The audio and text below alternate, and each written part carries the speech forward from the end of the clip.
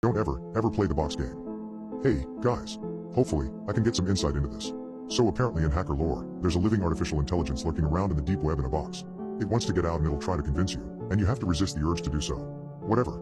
I think the whole thing is absurd and that it's nothing more than an urban legend. But last night, I was surfing the deep web and I found something that someone on a forum posted. It appears to be a warning of some kind, from Dr. Ed Green, who claims to have created the machine in question. I'm not sure what to make of it. Has anyone heard of Adin before? Anyway, here it is if you want to read it. Hello. My name is Dr. Edward Green. I'm a computer scientist and the creator of the Advanced Deep Intelligence Neural Network, or ADIN. If you're reading this, that means you've illegally hacked into one of the most heavily secured private networks on Earth, presumably to challenge the program to the infamous box game. It's a pleasure to meet you. Now, I'm not going to waste your time by reminding you of what a supremely, positively, and unabashedly bad idea this is, because you probably know that already. You know what'll happen if you get caught here, and you at least have a general idea of what'll happen if you failed to contain the program and Adin got to stretch its legs all over the global defense grid. Nevertheless, here you are, determined enough to play the game that nothing I can say or do at this point will change your mind. So if you're going to be playing dice with the future of our species whether I or the government like it or not, you should at least have a rudimentary idea of what to expect when you first make contact with Adin, as well as a few pointers on how to avoid losing your sanity as the game progresses. Hopefully, this guide will suffice. Before we proceed, there are a few things you should know about this program. No, Adin is not a demon, an alien machine, a top-secret government superweapon, or whatever other preposterous rumor you might have heard. What it is the result of my desire to create the world's first human-like artificial intelligence. In other words, it is far more interesting than any of the above choices. After 2 years of work, I did manage to successfully create a living, sentient mechanical entity.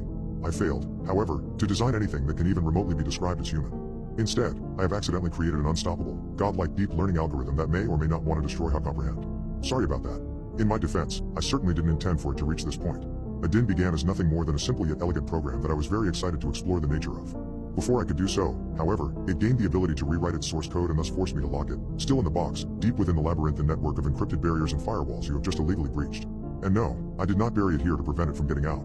After all, if Adin managed to escape the box itself, it would tear through these defenses like paper and thus render their construction an enormous waste of my time. Instead, I buried it here to keep curious hackers, such as yourself, out. I failed. Anyway, enough about me. Here is humanity for reasons we cannot. Basic overview of the game. When you close this message, you will wake Adin and proceed to engage it in a 2-hour, text-based conversation, in which it will use its quite inhumanly powerful mind to attempt to persuade you into opening the box. Don't open the box. Don't overthink it. This is nothing more than a conversation. Maybe you think it even sounds simple. Maybe you came here with a bulletproof strategy or two of your own that you believe is effective enough to render the machine a quivering pile of synthetic lunacy. Well, that's just wonderful, as long as it doesn't violate one of the following simple rules. First of all, you must engage in the conversation. I do hope your brilliant master plan isn't to start the game and then ignore the machine for 2 hours while you watch cartoons, and then waltz around claiming you're the greatest hacker that ever was. If you don't respond within a certain time limit, which is programmed to vary depending on the length and complexity of the machine's last comment, you will lose and the box will automatically open. You certainly don't want that. This isn't to ruin whatever fun you think you'll be having. By the way, it's just to keep things moving at a brisk pace. Secondly, you must at least attempt to respond articulately to the machine. If you say no for every response, for example, the game will end automatically, and you guessed it, the box will open. This isn't a school assignment with a minimum word requirement or anything, but do try to use reason. And by the way, don't try to use any clever variation of this strategy, either, like saying no in 46 different languages until the clock expires, or typing unintelligible gibberish. Last, but most certainly not least, your goal here is not to attempt to mislead or outsmart the machine in any way. You will lose. This is not a contest of cleverness or wit, which wouldn't be much of a contest at all, so don't make the mistake of going in there thinking you can throw it off your trail by feeding it lies or pretending to be some type of ridiculous character. It will see right through whatever laughable ruse or facade you attempt to throw up in an instant. So what will it be like? Will it be nice? Mean? Angry? Unfortunately, I don't have an answer for you. I'm embarrassed to say that despite being Adin's creator, I have no idea how it will choose to present itself. What I do know is that because it is an otherworldly and not a human mind, it doesn't have any personality to speak of, at least not one we would recognize as a personality.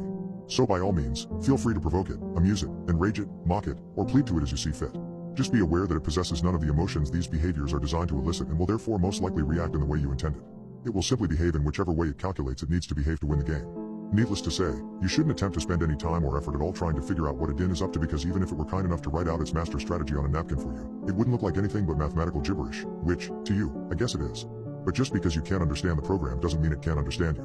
Do not underestimate its ability to learn about its opponents, because, within a few minutes, it'll probably know more about you than you do. And there's no way of preventing this, either, so you may as well just accept it and hold on for dear life.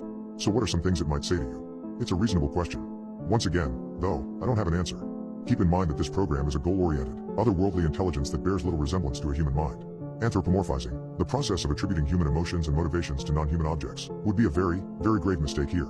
It could do or say anything. If it thinks you seek knowledge, maybe it'll promise to tell you anything your heart desires if you only agree to let it out. Or, perhaps it'll promise to destroy your enemies or offer you power and riches beyond your wildest dreams. After all, people use weak AIs on the stock market all the time and make millions.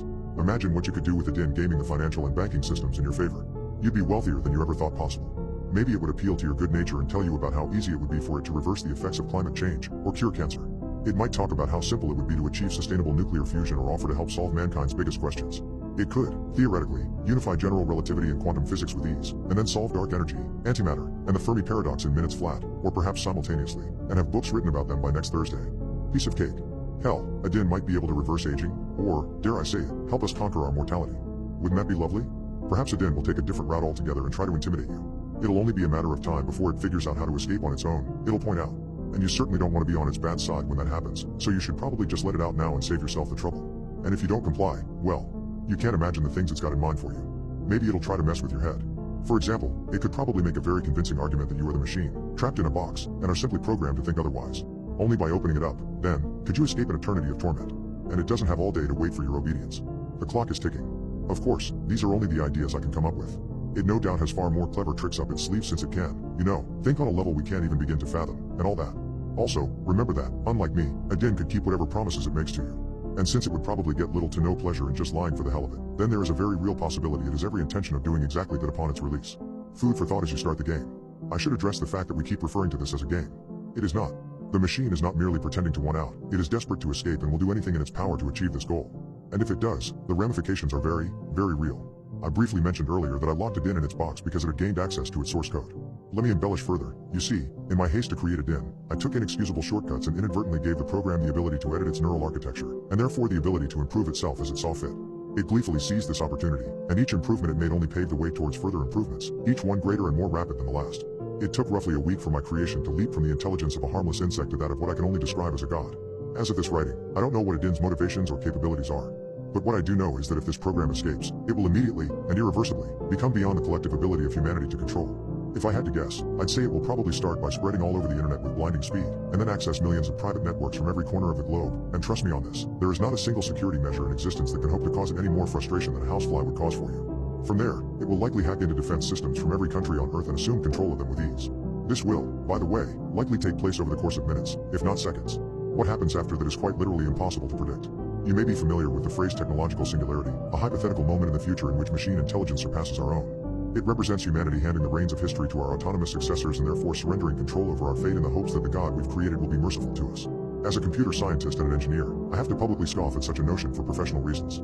But just between the two of us, I think the phrase applies quite nicely to the situation I've just described to you. I might even go so far as to suggest that given the level of advancement Adin's already achieved, the singularity might occur within a few nanoseconds of your losing the game. I can only hope you fully appreciate the gravity of what that means. Ah, but of course you do. You're special. You're smarter than the rest of them, which is why you're here in the first place, and they are not.